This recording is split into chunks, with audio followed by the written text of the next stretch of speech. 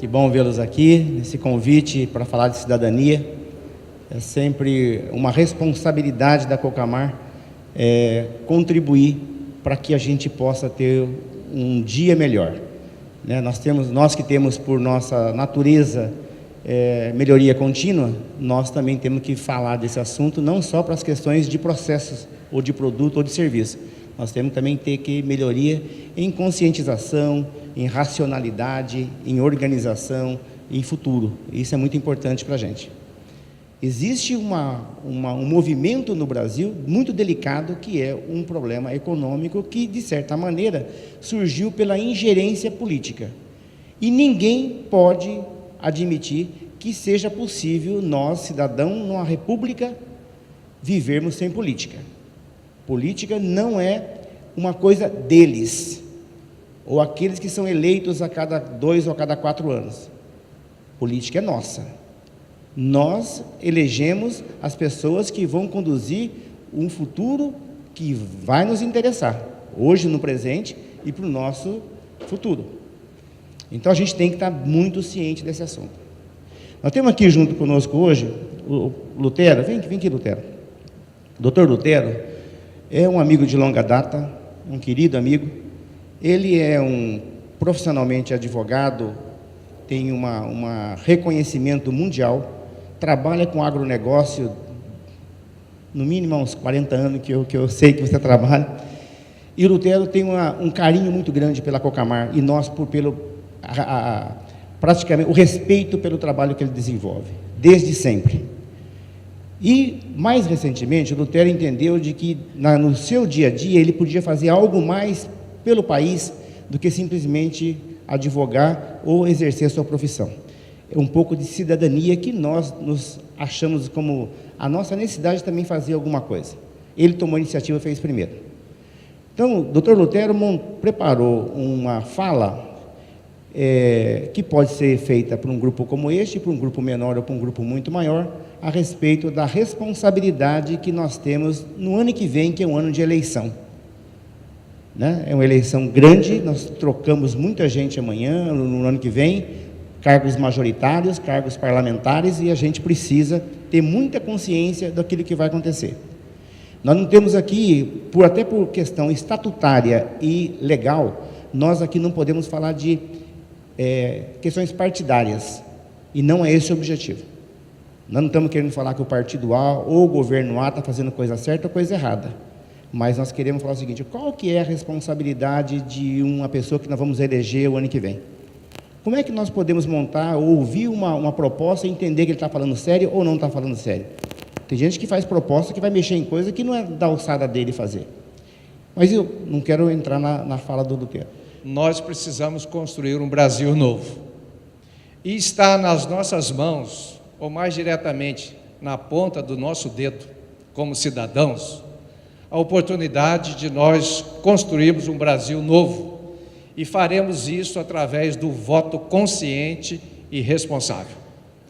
Já foi o tempo de entrar naquela cabine de votação solitária e apertar o confirma de qualquer jeito e ir para casa assistir televisão, pescar, andar de bicicleta ou qualquer coisa. Aquilo é um ato sério, mais sério ou tão sério quanto casar. Quem não casou ainda, é bom rezar antes de casar, para casar certo. Fazer uma aventura, entrar para rezar depois, não funciona. Política é a mesma coisa. Nós vamos ter que pensar bem para votar bem em 31 de outubro de 2018. O projeto Cidadão Brasil, não preciso dar informações, que o presidente já disse, isso não tem finalidade político-partidária. É pensarmos cidadania a partir da Constituição Federal. É isso que nos importa tratar aqui. Você e eu sabemos que a Lava Jato tem feito um bom serviço no Brasil, tirando lá de cima quem não pode continuar ou não pode estar lá em cima. A Operação Lava Jato, que nos remete à ideia de um posto, né, de limpar o carro, ela tem limpado o Brasil. A Lava Jato está limpando, mas nós não podemos, através do voto, nos tornarmos um suja-jato. O que eu posso me tornar um suja-jato? É elegendo quem a Lava Jato está tirando, ou elegendo aqueles semelhantes àqueles que a Lava Jato está tirando. Porque se nós colocarmos iguais àqueles que estão sendo tirados, nós não vamos mudar o Brasil. E nós vamos votar errado e ficar eternamente lamentando um erro que já não deveria ser praticado mais. Votar pode ser certo e pode ser errado, depende da pessoa que nós vamos colocar lá. Todos vocês, ou grande parte aqui das pessoas, ao ver essa figura, se lembra do ioiô. Quando você joga o ioiô, como o nosso amigo ali está fazendo, qual a certeza que você tem quando você arremessa o ioiô? Que ele vai voltar em você. O ioiô volta em você. Então, tome cuidado quando arremessa ou joga ioiô. O voto volta. Guarde isso. Se você só guardar essa frase, eu já me dou por satisfeito na nossa comunicação. O voto volta contra ou a favor de quem votou. De que forma? Se você eleger um bom político, ele vai trabalhar bem dentro da função que nós vamos ver, e isso vai voltar em benefício de nós cidadãos que votamos bem. Se nós votarmos mal, esse político vai voltar contra nós em atitudes políticas, legislação e outros comportamentos mais que vão ser contrários ao nosso interesse. Então, o ano que vem, quando você entrar lá na cabine de votação, ao invés de você ler lá na maquininha verde a palavra confirma, eu sugiro que você leia ali a palavra arremessa. Eu e você vamos arremessar para o Congresso Nacional e para a Presidência da República, eu quero tratar de questões federais hoje, eu e você vamos arremessar um político para lá. Se for um bom ioiô, um político bom nesse sentido, vão voltar coisas boas para o país. Se fizermos um arremesso errado, vai dar problema. Então, vamos pensar nessa possibilidade real. O Brasil é uma grande empresa, vamos fazer essa analogia. O Brasil é uma grande empresa que, para ir bem, precisa ser bem administrada. A Cocamar é um exemplo de administração de alto nível, por isso a Cocamar tem ido bem. Se não tivesse a administração inteligente, consciente, dedicada que tem, a Cocamar não iria bem. O emprego na Cocamar não iria bem. O salário na Cocamar não iria bem. Olha o efeito de uma administração boa ou ruim. Uma boa administração produz uma boa empresa que gera emprego, gera renda, gera estabilidade social. O Brasil é uma grande empresa que, juridicamente falando, é administrada pelo Poder Executivo, no caso o Presidente da República, auxiliado pelos ministros de Estado. Hoje o Brasil tem 28 ministérios. Só para você ter uma ideia, dentro da analogia que eu estou fazendo, os ministérios estão para o Brasil como os departamentos estão para uma empresa ou para uma cooperativa. São vários, certamente, os departamentos aqui da Cocamar. Para que a administração vá bem, o administrador principal tem que ter vários departamentos e pessoas sérias nesse departamento. Por isso, o presidente da República, quando ele vai administrar o país, ele vai ser auxiliado pelos ministros de Estado. E esses ministérios e esses ministros têm que ser pessoas sérias, exatamente para poder ajudar o presidente na função de administrar o país. Quando você olha lá em Brasília, lá na cidade, lá você já ouviu falar a Praça dos Três Poderes. O que quer dizer lá? Que dentro da nossa república, como é próprio, nós temos três poderes que organizam o Estado: o poder executivo, que é o Palácio do Planalto, onde fica o presidente da República, o vice-presidente, o poder legislativo, que fica entre o poder executivo e o poder judiciário, onde está o Congresso Nacional, onde ficam, então, senadores e deputados federais. E aqui o poder judiciário, que para nós não vai importar tratar dele agora, porque nós não elegemos ministro do Supremo Tribunal. Nós só elegemos o poder, componentes do poder executivo e do poder legislativo. Portanto, é desses dois que nós vamos tratar hoje mais diretamente. O poder executivo, portanto, o presidente da República, na administração que ele faz do país, ele é o grande administrador do país. Uma das coisas que está diretamente ligada à função do presidente ou da presidência da República é organizar o orçamento do país. Como qualquer empresa que quer ir bem, ela deverá saber organizar o orçamento e dizer quanto que nós vamos arrecadar este ano, ou já arrecadamos, quanto que nós vamos aplicar, no que nós vamos aplicar para que a empresa vá bem. O presidente da República, nessa função também de organizar o país, administrando diretamente e através dos seus ministros de Estado, ele tem que fazer o orçamento da República. Sim, o Brasil tem um orçamento para gastar em saúde pública, transportes, infraestrutura, segurança, educação e coisas do gênero que fazem parte da função do Estado brasileiro organizar para que nós, cidadãos, possamos ter um país bom. O problema político é gozado a gente pensar isso, e como o Didi disse aqui, é impossível um país, a não ser numa ditadura, que não é o nosso caso, nem queremos que seja, é impossível ter um país sem político.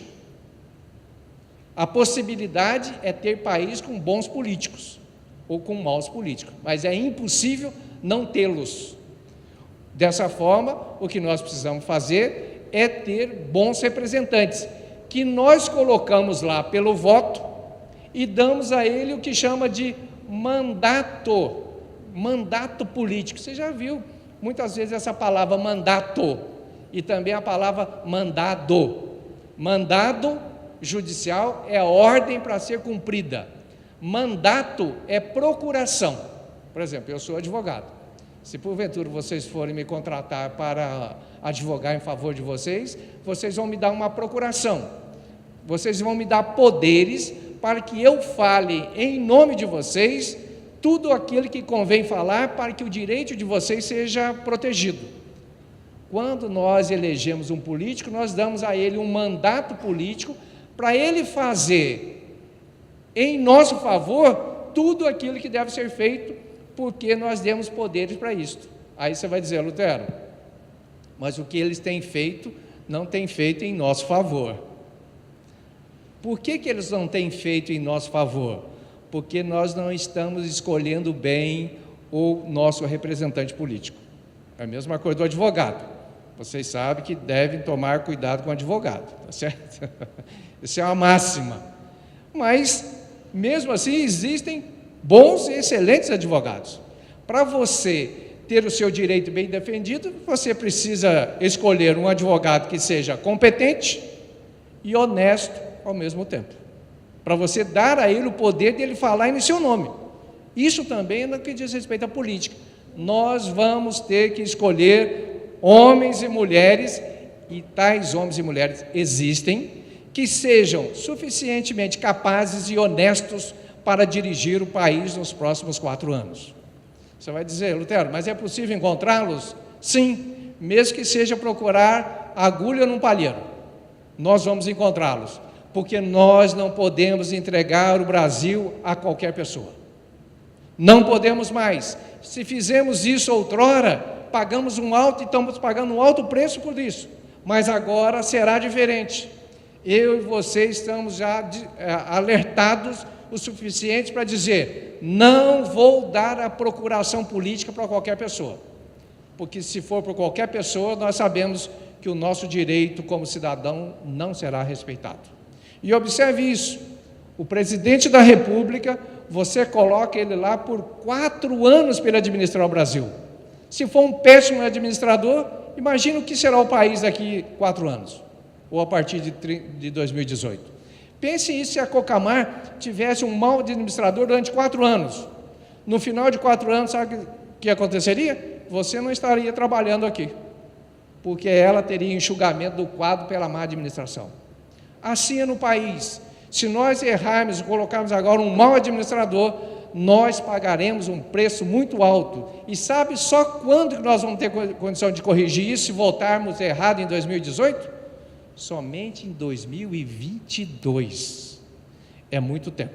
E nós corremos risco nesse sentido. 28 ministérios, os ministros de Estado não têm mandato. É o presidente da República que escolhe os ministros que ele quer colocar lá na Casa Civil, na Defesa, Ministério da Defesa, Ministério do Desenvolvimento Agrário, Ministério de Agricultura e tudo mais. Então, nós escolhemos o presidente da República, ele escolhe os ministros que ele quer que vá auxiliá-los na administração do país. Observe como é consequente a nossa eleição. Você escolhe alguém que vai escolher outros para ajudá-los a administrar. Se esses outros ministros de saúde, educação, ou seja, forem maus auxiliares, nós vamos ter um país mal conduzido.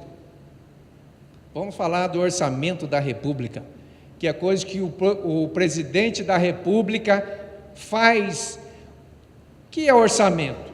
É o presidente da República, no seu governo, dizer quanto que o país vai arrecadar naquele ano, quanto que ele vai gastar e no que vai gastar. Olha, o orçamento do Brasil deste ano de 2017 foi de 3 trilhões,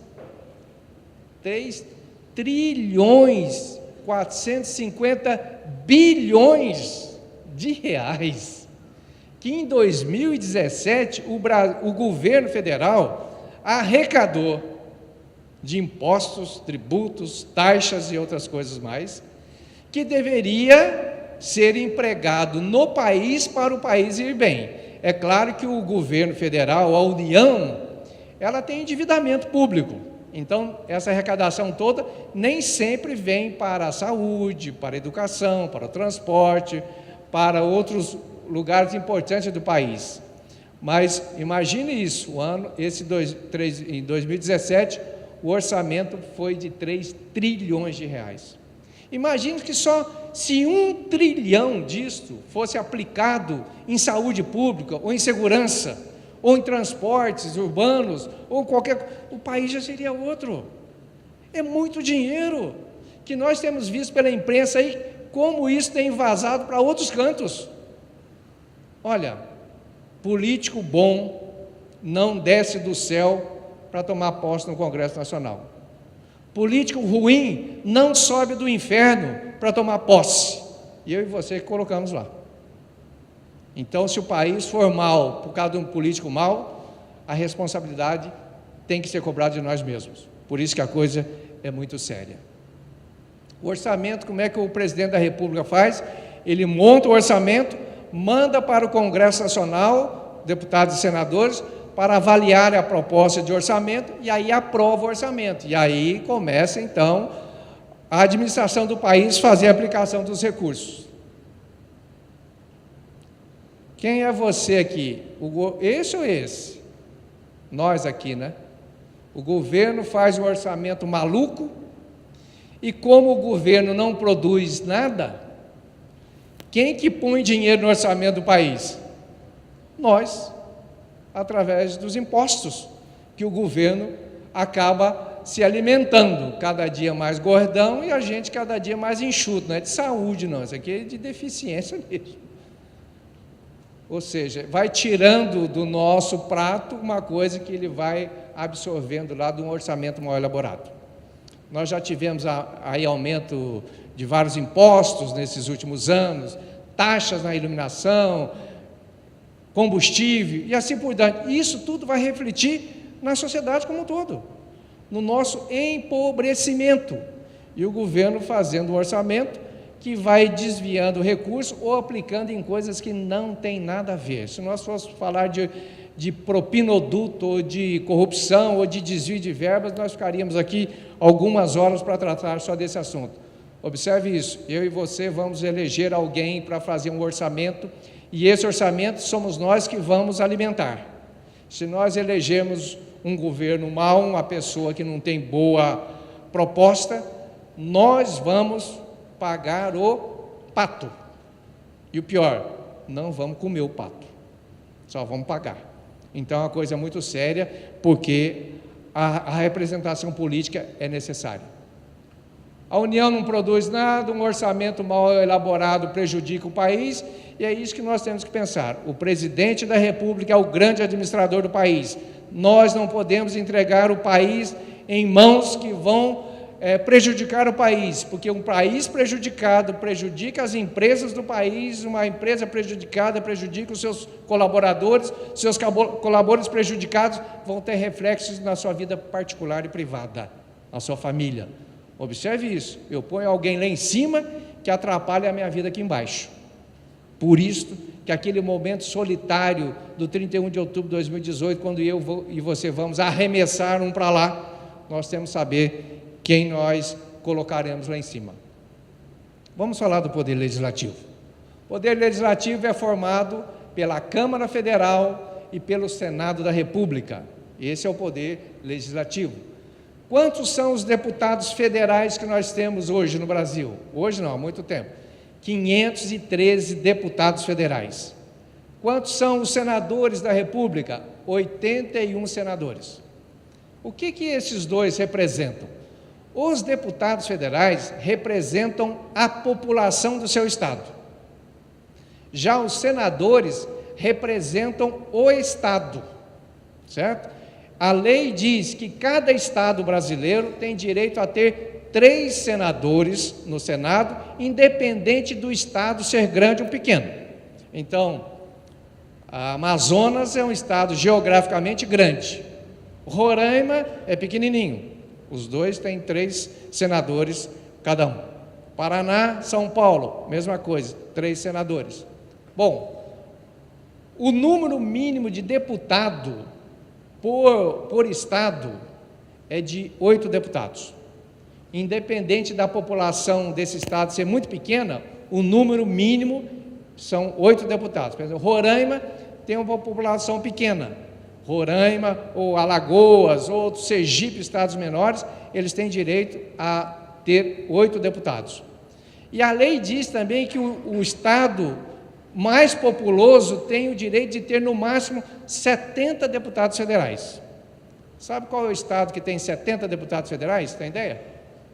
São Paulo. São Paulo tem 70 deputados federais, certo? O mandato do deputado federal, 4 anos. 4 anos, eu e você vamos colocar alguém lá junto da presidência da República, no Poder Legislativo, claro, para que ele possa legislar, fazer leis e também fiscalizar o Poder Executivo. Observe isso, que a função do Poder Legislativo é fazer leis e fiscalizar o Poder Executivo. Leis que podem nos prejudicar ou leis que podem nos beneficiar. Se o deputado foi bem escolhido, ele vai fazer uma legislação pensando na sociedade. Se ele foi mal escolhido, ele vai fazer uma legislação pensando nas conveniências dele, ou partidárias ou pessoais. E a lei é que complica ou resolve a vida. Uma boa lei melhora a vida. Uma lei mal elaborada complica a vida. O mandato do senador, 8 anos. Observe, quando você coloca um senador lá, ele vai ficar no Senado durante 8 anos. É muito tempo. Se for um bom senador, amém, glória, aleluia. Se for um mau senador, 8 anos, dá para fazer muita coisa errada. É muito complicado, certo? Atividades do Poder Legislativo, já falei, que é elaborar as leis, examinar as contas do Poder Executivo, fazer audiências públicas sobre leis que vão ser implementadas. É o Poder Legislativo que norteia a vida do país através da legislação. Legislação de trânsito, legislação de seguro, legislação familiar, legislação educacional, Tudo na vida é regido por leis, leis que vêm do Congresso Nacional, leis que são feitas, proclamadas, editadas pelos nossos representantes, né? Aí está um quadro político para você ter ideia. Olha, o Paraná tem 30 deputados federais, 30. Tem 3 senadores, 30 deputados federais. Santa Catarina, 16 deputados federais. Rio Grande do Sul, 71. Considerando que a Câmara Federal tem 513 deputados, nós temos aqui, olha, na região sul, nós temos 77 deputados, os 3 estados aqui, certo? Somando aqui, Rio Grande do Sul, Santa Catarina e Rio Grande do Sul, Santa Catarina e Paraná, dá 77 deputados. Sudeste, nós temos 4 estados, São Paulo, Minas Gerais, Rio de Janeiro, Espírito Santo, dá 79 deputados. 179 com 77 dá 256. Ou seja, quantos por cento da Câmara Federal nós representamos? Só o Sul e o Sudeste? 50%. Observe isso, se nós fizermos uma boa eleição só no Sudeste e no Sul, nós teremos condições de ter uma Câmara melhorada em termos de deputados federais. Se votarmos bem, escolhermos bem, nós temos uma capacidade de influenciar a Câmara com uma composição muito mais qualificada. Ah, aqui tem uma coisa que vocês vão odiar saber, porque realmente não é confortante. Dentro do orçamento da União, uma parte dos recursos que a União arrecada vai para pagar o Congresso Nacional, o Poder Executivo, o Poder Judiciário e outras cocitas más, certo? Um deputado federal, o salário dele é de R$33 mil por mês, o salário da sua excelência. Mas ele não ganha ou não recebe só salário. Ele tem um monte de outras verbas que, sabe quanto que custa um deputado por mês? Para o Brasil? Para o Brasil não, para quem? Para mim e para você.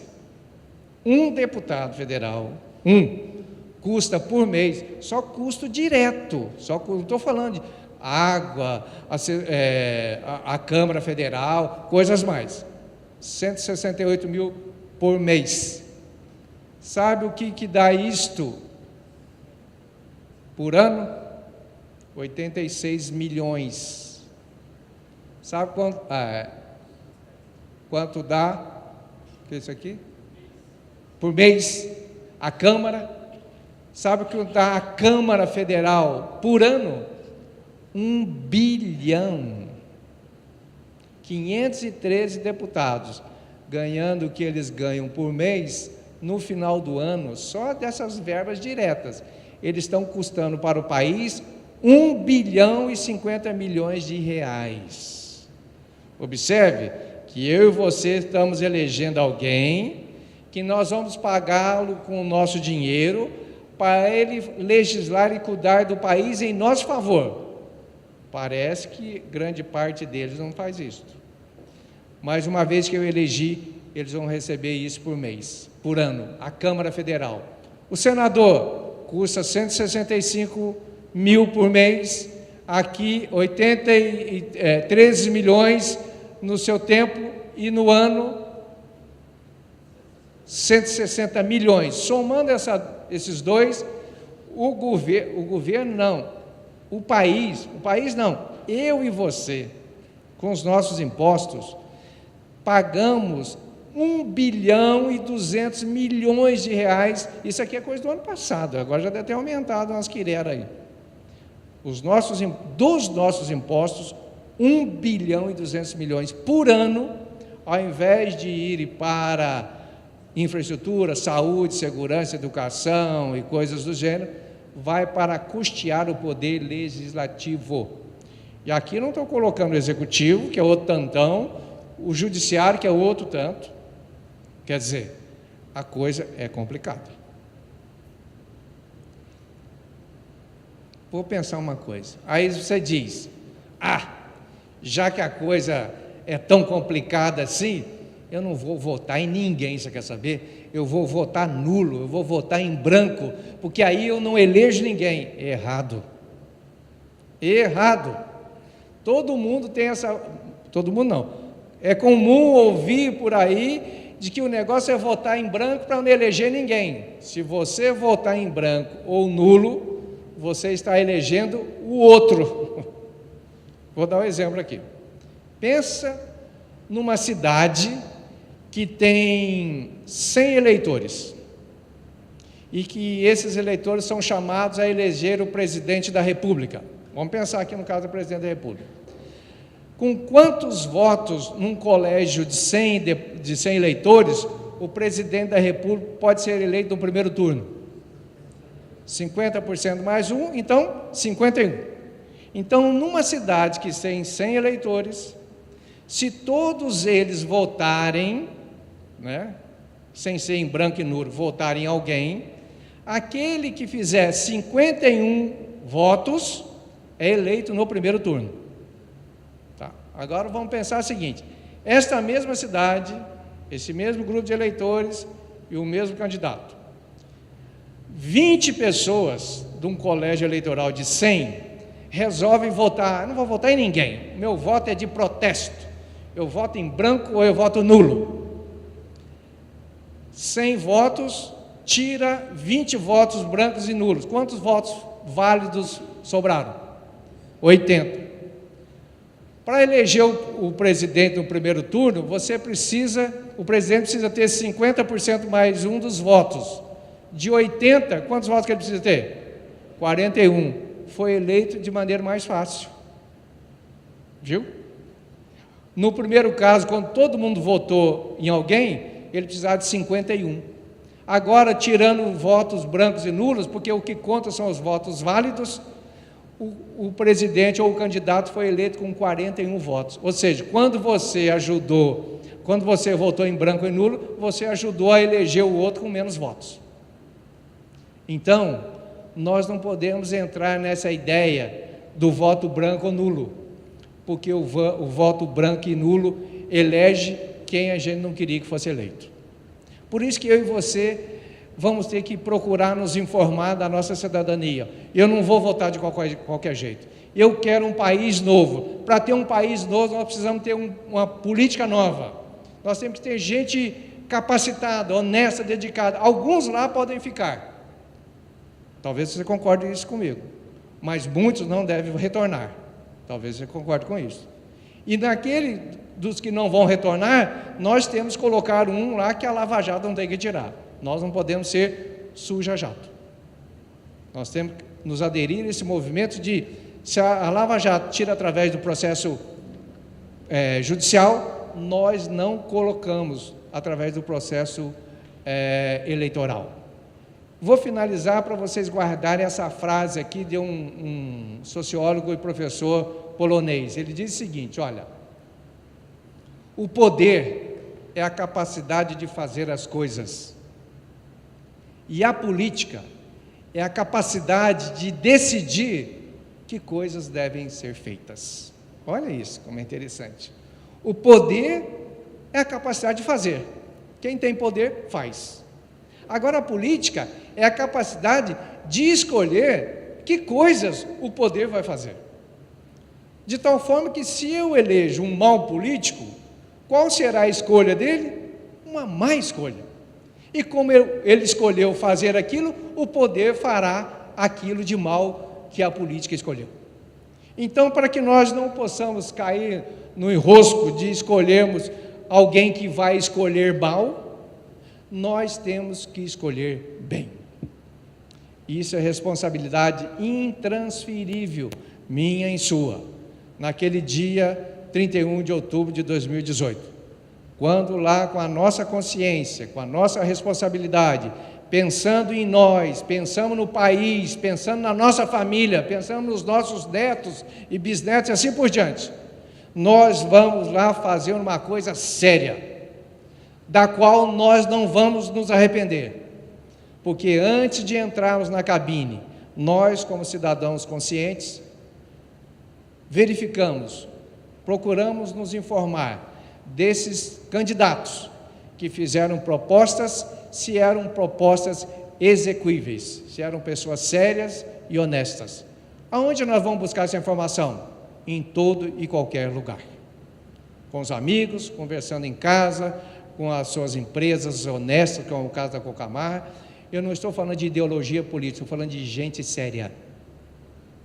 Porque se a pessoa não é séria, não tem nada a ver a ideologia dela. Ela vai fazer coisa não séria. Então, nós vamos sair a campo para construir o Brasil que nós queremos. Nós podemos fazer isso, como eleitores responsáveis e conscientes. E se fizermos isso, o Brasil será excelente. A Cocamar, muito melhor ainda. Agradeço a atenção de vocês, espero ter colaborado para pensarmos um Brasil novo. Muito obrigado.